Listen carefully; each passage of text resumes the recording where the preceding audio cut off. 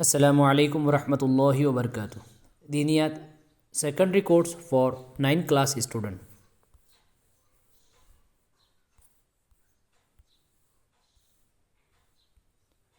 بسم اللہ الرحمن الرحیم. سبق نمبر 3. قرآن سیکھنا اور سکھانا. قرآن کریم اللہ تعالیٰ کی بہت ہی بابرکت کتاب ہے. قرآن کریم اللہ تعالیٰ کی بہت ہی بابرکت کتاب ہے جو لوگوں کی ہدایت کے لیے نازل کی گئی ہے. یہ کسی خاص قوم یا کسی خاص ملک کے رہنے والوں کے لیے نازل نہیں ہوئی ہے. یہ کسی خاص قوم یا کسی خاص ملک کے رہنے والوں کے لیے نازل نہیں ہوئی ہے بلکہ قیامت تک آنے والے تمام انسانوں کو جنت کی طرف جانے والا سیدھا راستہ دکھانے کے لیے نازل ہوئی ہے. اس کی تلاوت کرنا بڑے ثواب کا کام ہے.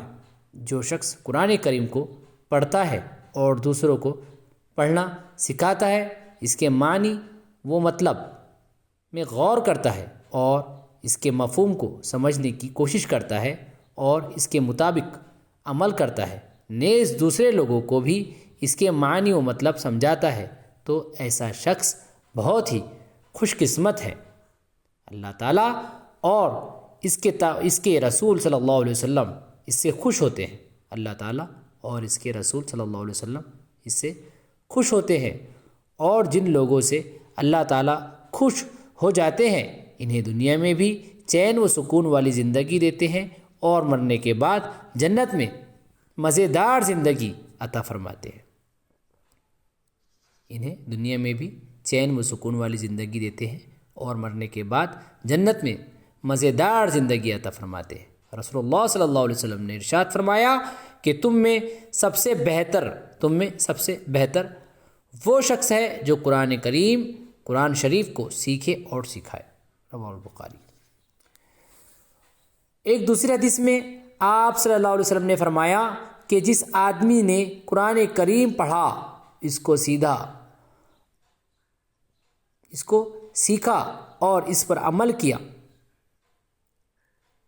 جس آدمی نے قرآن کریم پڑھا اور اس کو سیکھا اور اس پر عمل کیا تو قیامت کے دن اس کو ایسے نور کا تاج پہنایا جائے گا جس کی روشنی چاند کی روشنی کی طرح ہوں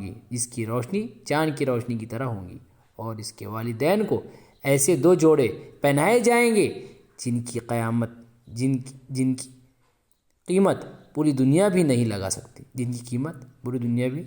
سکتی.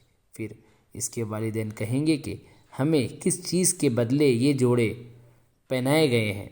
تو ان سے کہا جائے گا کہ تمہارے بچے کے قرآن سیکھنے کے بدلے میں.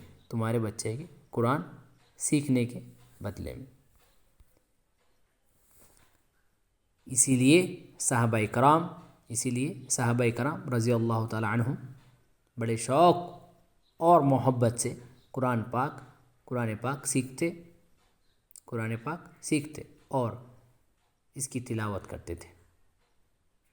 حضرت ابی بن کعب رضی اللہ تعالی عنہ مشہور صحابی ہے. ان کو قرآن کریم یاد کرنے کا بہت شوق تھا. جب بھی کوئی آیت نازل ہوتی وہ اس کو یاد کر لیتے تھے، یہاں تک کہ حضور صلی اللہ علیہ وسلم کی زندگی میں ہی انہوں نے پورا قرآن یاد کر لیا تھا. وہ دوسرے لوگوں کو بھی بڑی محنت اور لگن سے پڑھاتے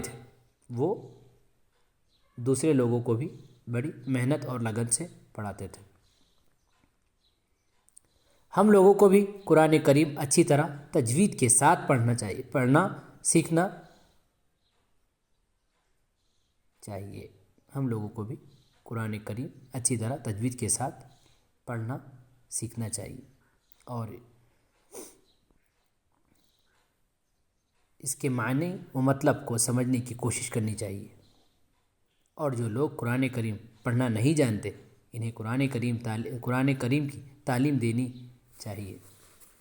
اور جو لوگ قرآن پڑھنا نہیں جانتے انہیں قرآن کی تعلیم دینی چاہیے۔ اللہ تعالی ہمیں اور آپ کو عمل کرنے کی توفیق عطا فرمائے۔